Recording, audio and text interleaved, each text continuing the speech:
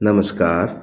इससे पहले कि आप इस किताब में खो जाएं, मेरे चैनल बुकज़िला को लाइक, सब्सक्राइब और शेयर कर दीजिए ताकि मुझे लगातार प्रोत्साहन मिलता रहे और आपके लिए नई नई किताबें पढ़ने के लिए मिलें। धन्यवाद। नमस्कार। प्लाईमूथ एक्सप्रेस अफेयर, लेखक अगाथा क्रिस्टी।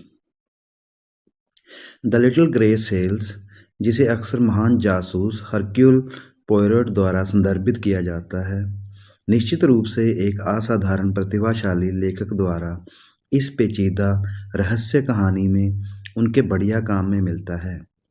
अगाथा क्रिस्टी द्वारा।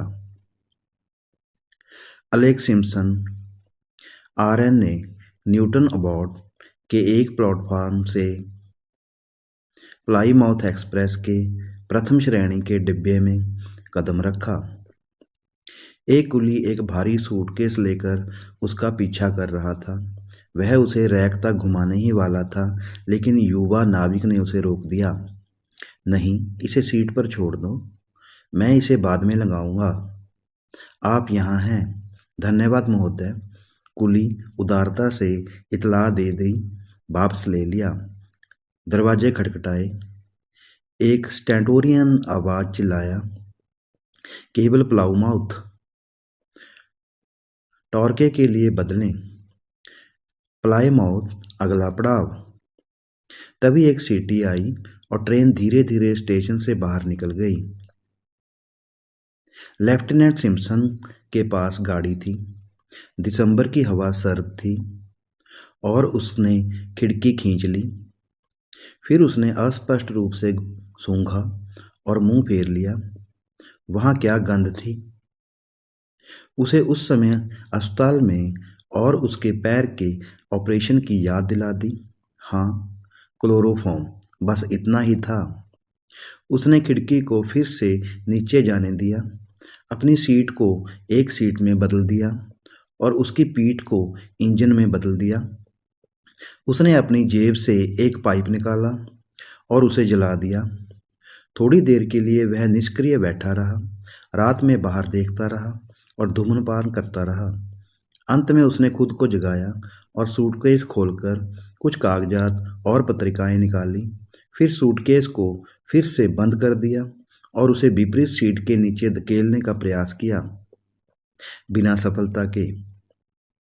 किसी छिपी बाधा ने इसका विरोध किया। उसने बढ़ती अधीरता के साथ जोर से धक्का दिया, लेकिन वह अभी भी आधी गाड़ी में ही अटकी हुई थी।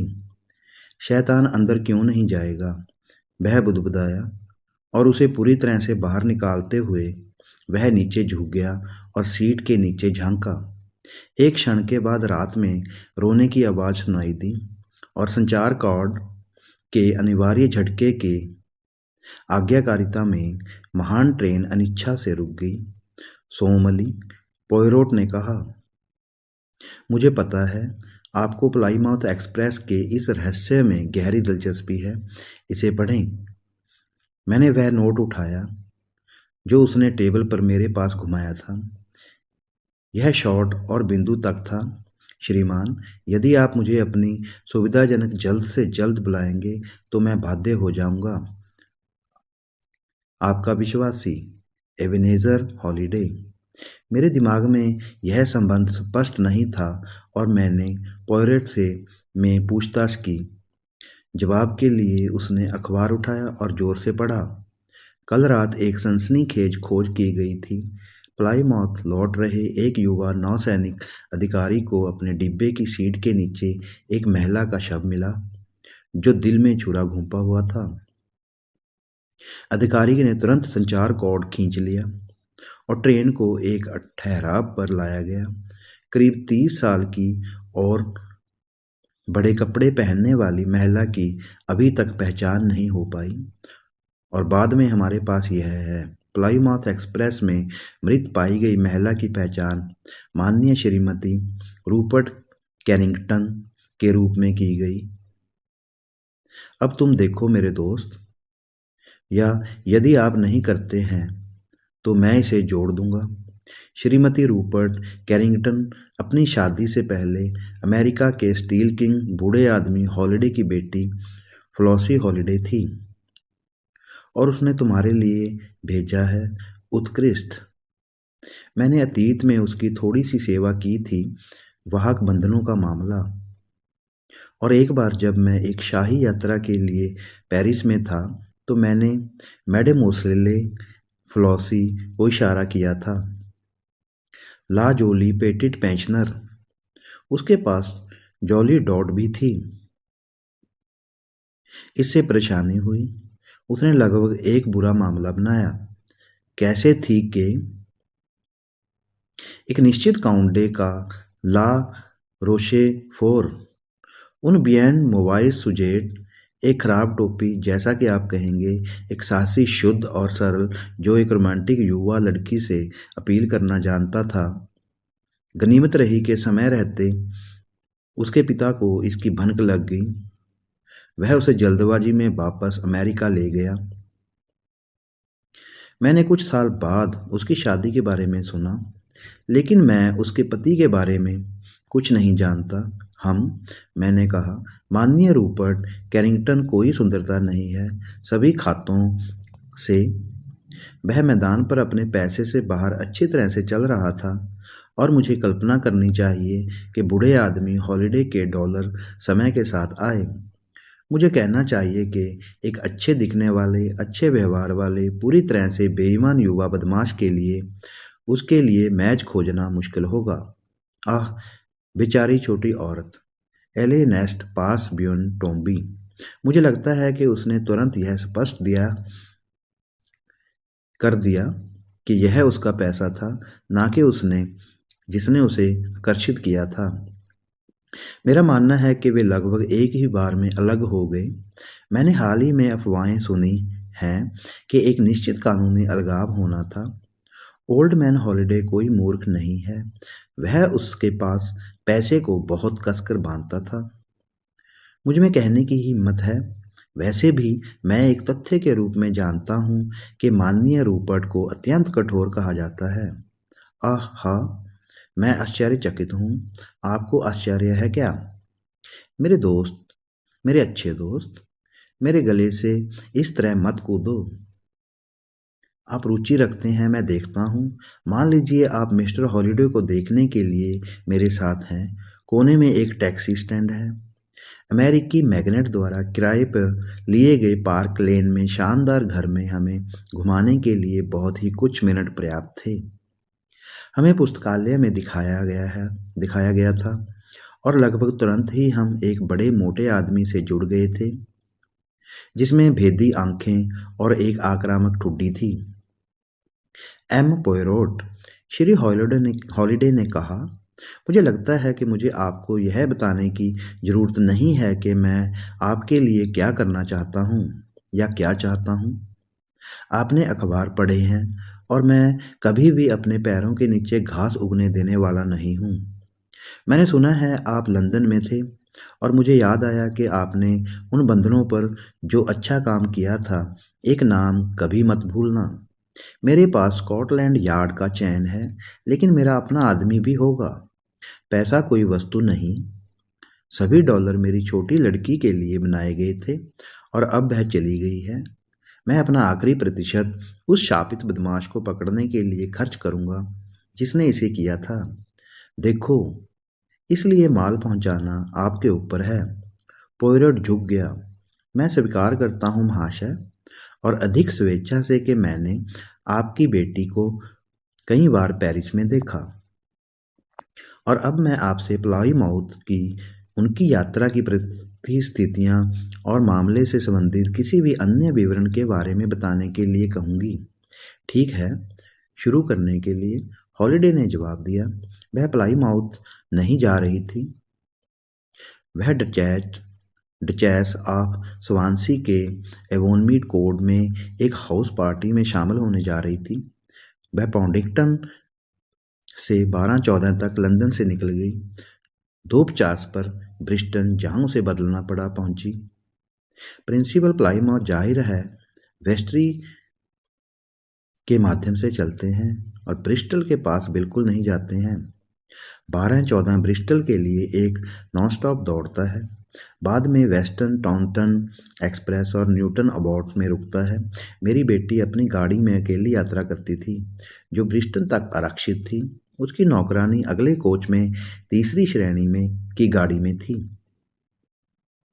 पोयरोट ने सिर हिलाया और मिस्टर हॉलिडे ने आगे कहा, एबोनमीड कोर्ट में पार्टी कई गेंदों के साथ एक बहुत ही समलैंगिक होने वाली थी और इसके परिणाम स्वरूप मेरी बेटी के पास उसके लगभग सभी गहने थे, जिसकी कीमत शायद लगभग 100 थी, $1000।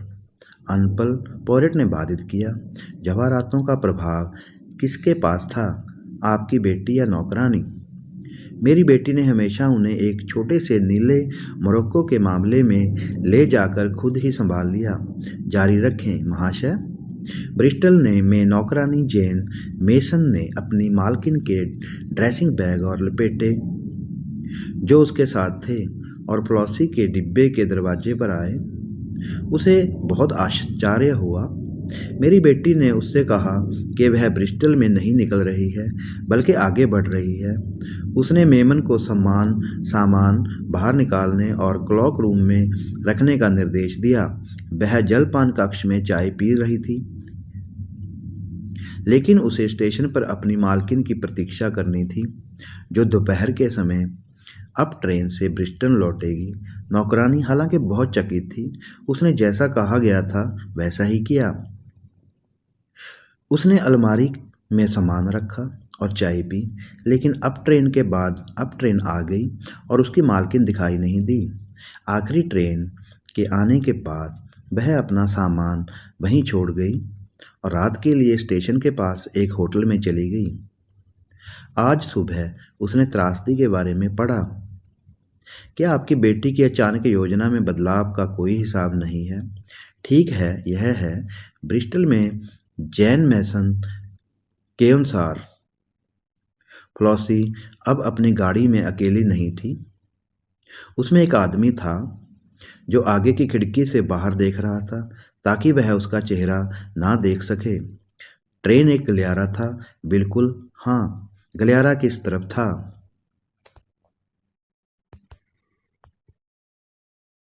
मंच की तरफ। मेरी बेटी गलियारे में खड़ी थी और मेसन से बात कर रही थी। और आपके मन में कोई संदेह नहीं है, क्षमा करें। वह उठा और ध्यान से स्याही स्टैंड को सीधा किया, जो थोड़ा तिरछा था। जी, वो उसने माफ़ी मांगी। उन्होंने खुद को फिर से जारी रखते हुए जारी रखा, कुछ भी टेढ़ा मेढ़ा देखने से मेरी नसों पर असर पड़ता है। अजीब है ना? मैं कह रहा था महाशय, आपके मन में कोई संदेह नहीं है, क्योंकि शायद यह अप्रत्याशित मुलाकात आपकी बेटी की योजना में अचानक बदलाव का कारण है। यह एकमात्र उचित अनुमान लगता है। आपको पता नहीं है प्रश्न में सज्जन कौन हो सकते हैं? करोड़पति एक पल के लिए झिझके और फिर जवाब दिया, नहीं, मैं बिल्कुल नहीं जानता। अब शरीर की खोज के रूप में यह एक युवा नौसेना अधिकारी द्वारा खोजा गया था, जिसने तुरंत अलार्म दिया। ट्रेन में एक डॉक्टर था। उन्होंने शव की जांच की। उसे पहले क्लोरोफॉर्म किया गया था और फिर छुरा घोंपा गया था। उसने इसे अपनी राय के रूप में दिया कि वह लगभग 4 घंटे से मर चुकी थी, इसलिए ब्रिस्टल छोड़ने के लंबे समय बाद ऐसा नहीं किया गया होगा। शायद वहाँ और ब्रेस्टन के बीच, संभवतः वेस्टर्न और टुनटुन के बीच। और गहना मामला, ज्वेल केस, एम पोयरोट गायब था। एक बात और महाशय, आपकी बेटी का भाग्य उसकी मृत्यु पर यह किसके पास जाता है? फ्लॉसी ने अपनी शादी के तुरंत बाद एक वसीयत बनाई, जिसमें उसने अपना सब कुछ अपने पति पर छोड़ दिया। वह 1 मिनट के लिए झिझका और फिर चला गया। महाशय पोयरोट, मैं आपको यह भी बता सकता हूँ कि मैं अपने दामाद को एक सैद्धांतिक बदमाश के रूप में मानता हूँ, और मेरी सलाह से मेरी बेटी पूर्व संध्या भरती। कानूनी तरीकों से खुद को उससे मुक्त करना कोई मुश्किल बात नहीं। मैंने उसके पैसे उस पर इस तरह से जमा किए कि वह अपने जीवन काल में उसे छू नहीं सके, लेकिन हालांकि वे कुछ सालों से पूरी तरह से अलग रहे हैं।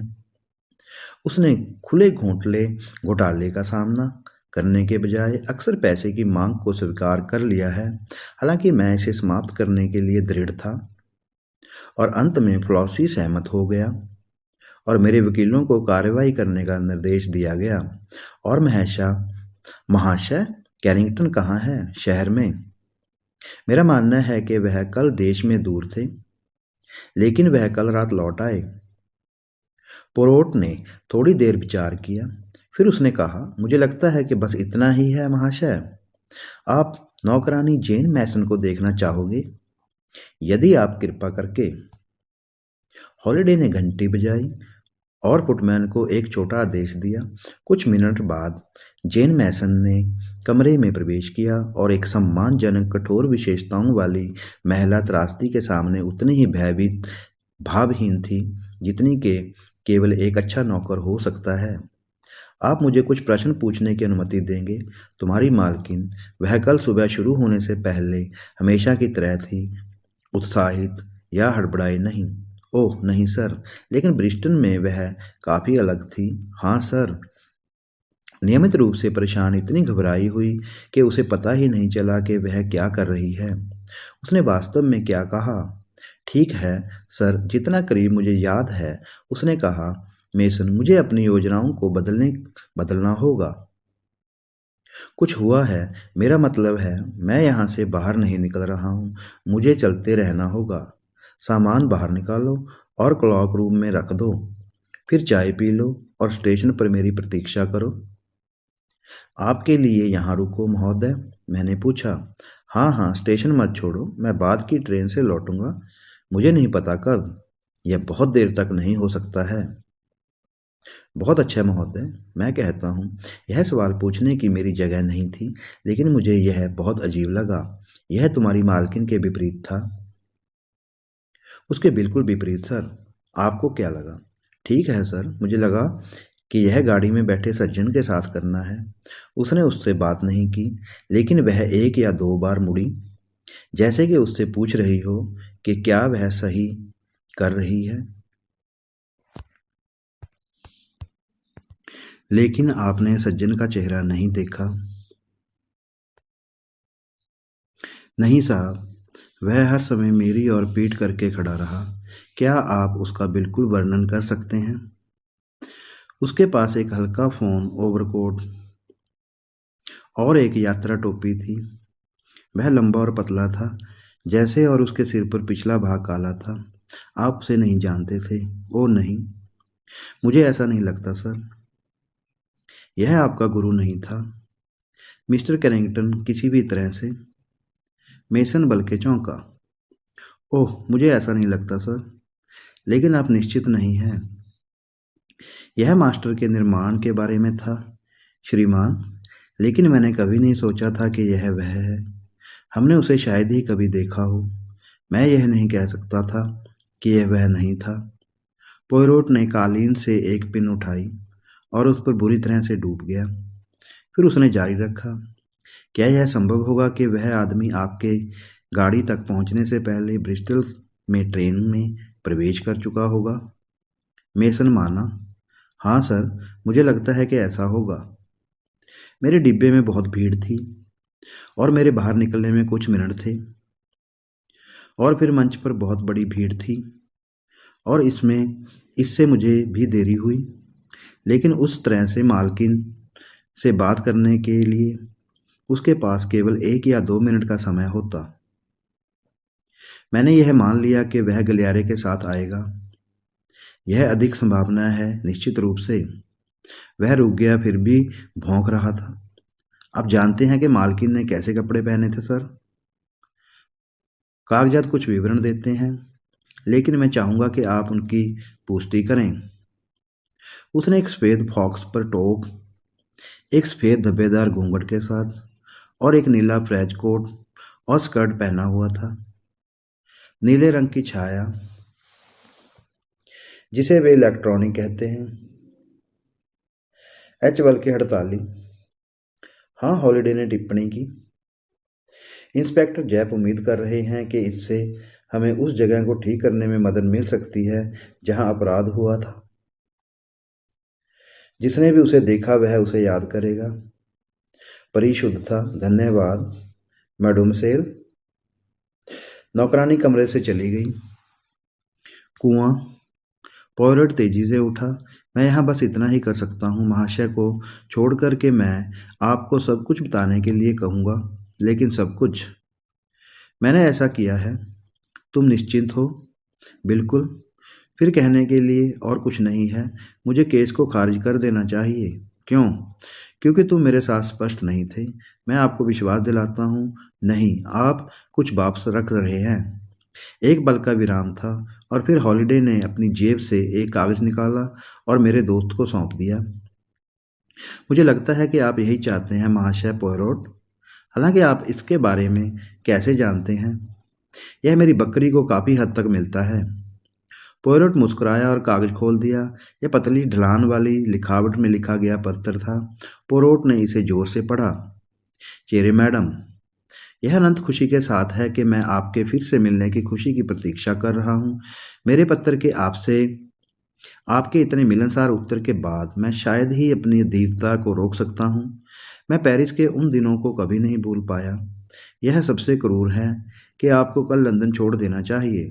हालांकि बहुत पहले और शायद जितनी जल्दी आप सोचेंगे, मुझे एक बार फिर उस महिला को देखने का आनंद मिलेगा जिसकी छवि हमेशा मेरे दिल में सर्वोच्च रही है। विश्वास करो चेरे मैडम, मेरी सबसे समर्पित और अपरिवर्तित भावनाओं के सभी आश्वासन। आर्मर डे लॉ रोशेफोर। पॉयरोट ने एक धनुष के साथ पत्र वापस हॉलिडे को सौंप दिया। मैं कल्पना करता हूँ महाशय कि आप नहीं जानते थे कि आपकी बेटी काउंट डे ला रोशेफोर के साथ अपने परिचित को नवीनीकृत करने का इरादा रखती हैं। यह मेरे लिए एक ब्रिज के रूप में आया था। मुझे यह पत्र मेरी बेटी के हैंडबैग में मिला। जैसा कि आप शायद जानते हैं महाशय पॉयरोट, यह तथाकथित गिनती सबसे बुरी प्रकाश का साहसी है। पॉयरोट ने सिर हिलाया। लेकिन मैं यह जानना चाहता हूं कि आपको इस पत्र के अस्तित्व के बारे में कैसे पता चला? मेरा दोस्त मुस्कुराया। महाशय, मैंने नहीं किया, लेकिन पद चिन्हों को ट्रैक करना और सिगरेट राख को पहचानना एक जासूस के लिए पर्याप्त नहीं है। वह एक अच्छा मनोवैज्ञानिक भी होना चाहिए। मुझे पता था कि आप अपने दामाद को नापसंद और अविश्वास करते हैं। आपकी बेटी की मृत्यु से उसे लाभ होता है। नौकरानी का रहस्यमय आदमी का वर्णन उसके लिए पर्याप्त समानता रखता है, फिर भी आप उसके ट्रैक के लिए उत्सुक नहीं हैं। क्यों? निश्चित रूप से क्योंकि आपका संदेह दूसरी दिशा में है, इसलिए तुम कुछ वापस रख रहे थे। आप सही कह रहे हैं महाशय पॉयरोट। जब तक मुझे यह पत्र नहीं मिला, तब तक मैं रूपर्ट के अपराध बोध के बारे में निश्चित था। इसने मुझे बुरी तरह से परेशान कर दिया। हाँ, द काउंट कहता है, बहुत पहले, और शायद जितनी जल्दी आप सोचते हैं उससे पहले। जाहिर है वह तब तक इंतजार नहीं करना चाहेंगे जब तक कि आपको उसके फिर से प्रकट होने की हवा न मिल जाए। क्या वह वही था जो 12-14 तक लंदन से आया था और गलियारे के साथ आपकी बेटी के डिब्बे में आया था? काउंट डे ला रोशेफोर भी है, अगर मुझे ठीक से याद है, लंबा और गहरा। करोड़पति ने सिर हिलाया। ठीक है महाशय, मैं आपके अच्छे दिन की कामना करता हूँ। स्कॉटलैंड यार्ड मुझे लगता है गहनों की एक सूची है। हाँ, मेरा मानना है कि अगर आप उसे देखना चाहते हैं तो इंस्पेक्टर जब अब यहाँ हैं। जैप हमारा पुराना मित्र है। और उसने एक प्रकार की स्नेही अवमानना के साथ पॉयरोट का अभिवादन किया। और आप कैसे हैं महाशय? हमारे बीच कोई बुरी भावना नहीं है, हालांकि चीज़ों को देखने के हमारे अलग अलग तरीके हैं। छोटी ग्रे कोशिकाएं कैसी हैं? मजबूर हो रहा है। पॉयरोट उस पर बरस पड़ा। वे काम करते हैं मेरे अच्छे जैप, निश्चित रूप से वे करते हैं। तो फिर यह ठीक है। लगता है यह माननीय रूपर्ट या एक बदमाश था। हम निश्चित रूप से सभी नियमित स्थानों पर नजर रख रहे हैं। हमें पता चल जाएगा कि क्या शहनर्स का निपटान किया गया है। और निश्चित रूप से जिसने भी ऐसा किया है वह उनकी चमक की प्रशंसा करने के लिए नहीं जा रहा है। कम संभावना। मैं ये पता लगाने की कोशिश कर रहा हूँ कि कल रूपर्ट कैरिंगटन कहाँ थे। इसके बारे में थोड़ा रहस्य लगता है। मेरे पास एक आदमी है जो उसे देख रहा है। एक बड़ी सावधानी, लेकिन शायद एक दिन देर से। पोयरोट ने धीरे से सुझाव दिया। महाशय पोयरोट, आपका मजाक हमेशा आपके पास रहेगा। खैर, मैं पेडिंगटन के लिए जा रहा हूँ। ब्रिस्टल, वेस्टर्न, टाउनटन, यही मेरी धड़कन है, बहुत लंबा। तुम आज शाम को आकर मुझे मिलोगे और मुझे प्रणाम बताओगे। जरूर बात है। अगर मैं वापस आ गया हूँ। वह अच्छा इंस्पेक्टर गति में पदार्थ में विश्वास करता है। हमारे दोस्त के जाते ही पोयरोट बड़बड़ाया। वह यात्रा करता है, वह पैरों के निशान मापता है, वह मिट्टी और सिगरेट राख इकट्ठा करता है, वह बेहद बिजी है, वह शब्दों से परे उत्साही है। और अगर मैंने उसे मनोविज्ञानी का जिक्र किया है तो क्या आप जानते हैं कि वह क्या करेगा? मेरे दोस्त, वह मुस्कुराएगा। वह अपने आप से कहता, बेचारा बूढ़ा पोयरोट, वह बूढ़ा हो जाता है। जैप, युवा पीढ़ी दरवाजे पर दस्तक दे रही है और माँ पोई, वे दस्तक देने में इतने व्यस्त हैं कि उन्हें पता ही नहीं चलता कि दरवाजा खुला है। और आप क्या करने वाले हो? जैसा कि हमारे पास काटे ब्रैच हैं, मैं रिजल्ट को जाने में 30 पैसे खर्च करूंगा। जहां आपने देखा होगा कि हमारा काउंट रह रहा है। उसके बाद, क्योंकि मेरे पैर थोड़े नम हैं और मुझे 2 बार छींक आई है, मैं अपने कमरों में लौटूंगा और अपने आप को सिगरेट लैंप के ऊपर एक टिसानो बजाऊंगा। मैंने अगली सुबह तक पोयरोट को फिर से नहीं देखा। मैंने उसे आराम से अपना नाश्ता खत्म करते हुए पाया। कुआं, मैंने उत्सुकता से पूछा, क्या हुआ है? कुछ नहीं। लेकिन जैप, मैंने उसे नहीं देखा। गिनती, उन्होंने कल से 1 दिन पहले रिजल्ट छोड़ दिया। हत्या का दिन, हाँ। फिर वह ऐसे सुलझाता है। रूपर्ट कैरिंगटन को हटा दिया गया है क्योंकि काउंट डे लॉ रोशेफोर ने रिट्स छोड़ दिया। तुम बहुत जल्दी जाओ मेरे दोस्त। वैसे भी उसका पीछा किया जाना चाहिए। गिरफ्तार, लेकिन उसका मकसद क्या हो सकता है? $1,00,000 मूल्य के गहने किसी के लिए भी बहुत अच्छा मकसद है। नहीं, मेरे मन में यह सवाल है कि उसे क्यों मारा? क्यों ना सिर्फ गहने चुराए? वह मुकदमा नहीं चलाएगी। क्यों नहीं? क्योंकि वह एक औरत है, सोमली। वह एक बार इस आदमी से प्यार करती है, इसलिए उसे अपना नुकसान चुपचाप सहना होगा। और द काउंट, जो एक बहुत अच्छा मनोवैज्ञानिक है जहां महिलाओं का संबंध है, इसलिए उसकी सफलताएं यह अच्छी तरह से जानती है। दूसरी तरफ, अगर रूपर्ट कैरिंगटन ने उसे मार डाला तो गहने क्यों ले लो, जो उसे घातक रूप से दोषी ठहराएगा, अंधे के रूप में। शायद तुम सही हो मेरे दोस्त। यहाँ जैप है। मैं उसकी दस्तक को पहचानता हूँ। इंस्पेक्टर हंसी मजाक कर रहा था। सुबह पोयरोट ही वापस आया। मैंने कुछ अच्छा काम किया और अब मैंने अपने विचारों को विवस्थ कर लिया है। पोयरोट ने शांति से उत्तर दिया। जैप मन ही मन हंसा। पुराने लोग बरसों से चल रहे हैं। उसने अपनी सांस के नीचे मुझे देखा। यह हमारे लिए युवा लोगों के लिए काम नहीं करेगा, उन्होंने जोर से कहा। कवेल डोमेस, पोयरोट ने पूछा। ठीक है, क्या आप सुनना चाहते हैं कि मैंने क्या किया है? आप मुझे अनुमान लगाने की अनुमति देते हैं। आपको वह चाकू मिल गया है जिसके साथ वेस्टर्न और टुनटुन के बीच की रेखा के किनारे अपराध किया गया था, और आपने उस पेपर बॉय का साक्षात्कार लिया है जिसने वेस्टर्न में श्रीमती कैरिंगटन से बात की थी। जैप का जबड़ा गिर गया। पृथ्वी पर तुम्हें कैसे पता चला? मुझे यह मत बताओ कि यह तुम्हारी वह सर्वशक्तिमान छोटी धूसर कोशिकाएं थी। मुझे खुशी है कि आप एक बार स्वीकार करते हैं कि वे सभी शक्तिशाली हैं। मुझे बताओ, क्या उसने पेपर बॉय को अपने लिए 1 शिलिंग दी थी? नहीं, यह आधा ताज था। जैप ने अपना आपा ठीक किया और मुस्कुराया। बहुत असाधारण, ये अमीर अमेरिकी। और नतीजा यह हुआ कि लड़का उसे नहीं भूला। वह नहीं, धर्म मुकुट हर दिन उसके रास्ते में नहीं आते। उसने उसकी प्रशंसा की और 2 पत्रिकाएं खरीदी। एक के कवर पर नीले रंग के में एक लड़की की तस्वीर थी। वह मुझसे मेल खाएगा, उसने कहा। ओह, उसने उसे पूरी तरह याद किया। खैर, मेरे लिए इतना ही काफ़ी था। डॉक्टर के साक्षात्कार के अनुसार अपराध टाउनटन से पहले किया होगा। मैंने अनुमान लगाया कि वे एक ही बार में चाकू फेंक देंगे और मैं उसे ढूंढने हुए लाइन से नीचे चला गया और निश्चित रूप से वहाँ था। मैंने टाउनटन में हमारे आदमी के बारे में बहुत पूछताछ की, लेकिन निश्चित रूप से यह एक बड़ा स्टेशन है और इसकी संभावना नहीं थी कि वे उसे नोटिस करेंगे। वह संभवतः बाद की ट्रेन से लंदन वापस गया। पोरोट ने सिर हिलाया। बहुत संभावना है, लेकिन जब मैं वापस आया तो मुझे एक और खबर मिली। वे गहने पास कर रहे थे। ठीक थे। उस बड़े पन्ना को कल रात गिरवी रखा गया था। नियमित लॉट में से एक ने। आपको क्या लगता है यह कौन था? मुझे नहीं पता, सिवाय इसके कि वह एक छोटा आदमी था। जैप देखता रहा। ठीक है, तुम वही हो। वह काफ़ी छोटा है। यह रेड नार्की था। पृथ्वी पर रेड नार्की कौन है? मैंने पूछा। एक विशेष रूप से तेज गहरा चोर महोदय, और हत्या पर टिके रहने वाला नहीं।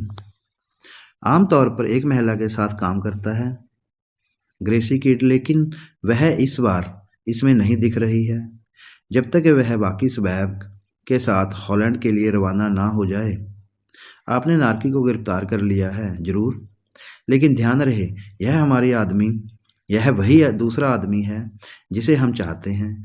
वह आदमी जो मिसेस कैरिंगटन के साथ ट्रेन में नीचे गया था, वह था जिसने नौकरी की योजना बनाई थी। ठीक है, लेकिन नार्की एक दोस्त पर नहीं चिल्लाएगा। मैंने देखा कि पोरोट की आंखें बहुत हरी हो गई हैं। मुझे लगता है, उसने धीरे से कहा, कि मैं तुम्हारे लिए नार्की का दोस्त ढूंढ सकता हूँ। ठीक है, आपके छोटे विचारों में से एक है। जैप ने पोरोट पर पैनी नजर डाली। अद्भुत है कि आप अपनी उम्र और सभी में कभी कभी समान विपरीत करने का प्रबंधन कैसे करते हैं। निश्चित रूप से शैतान की अपनी किस्मत है। शायद, मेरे दोस्त ने बड़बड़ाया। हेसिंगटन, मेरी टोपी और ब्रश, इसलिए मेरा गला घोंटना अगर अभी भी बारिश हो रही है। हमें उस किसानों के अच्छे काम को पूर्ववत नहीं करना चाहिए। आपको शुभकामनाएं पोयरोट। पोयरोट ने हमारी मुलाकात की पहली टैक्सी की प्रशंसा की और ड्राइवर को पार्क लेन के लिए निर्देशित किया। जब हम हॉलिडे के घर के सामने पहुंचे तो वह फुर्ती से निकल गया। ड्राइवर को भुगतान किया और घंटी बजाई। दरवाज़ा खोलने वाले फुटमैन से उसने धीमी आवाज़ में विनती की और हमें तुरंत ऊपर ले जाया गया। हम घर के शीर्ष पर गए और हमें एक छोटे से साफ सुथरे बेडरूम में दिखाया गया। पोयरोट की निगाहें कमरे के चारों ओर घूम गई और एक छोटी काली सूंड पर टिक गई। उसने उसके सामने घुटने टेके, उस पर लगे लेबलों की छानबीन की और अपनी जेब से तार का एक छोटा सा मोड़ लिया। मिस्टर हॉलिडे से पूछो कि क्या वह इतने दयालु होंगे कि मुझे यहाँ पर चढ़ा दें। उन्होंने अपने कंधे पर फुटमैन को कहा। यह सुझाव दिया जाता है कि पाठक इस बिंदु पर कहानी के अपने अध्ययन के विराम दें, रहस्य का अपना समाधान स्वयं करें और फिर देखें कि वह लेखक के कितने करीब आता है। संपादक।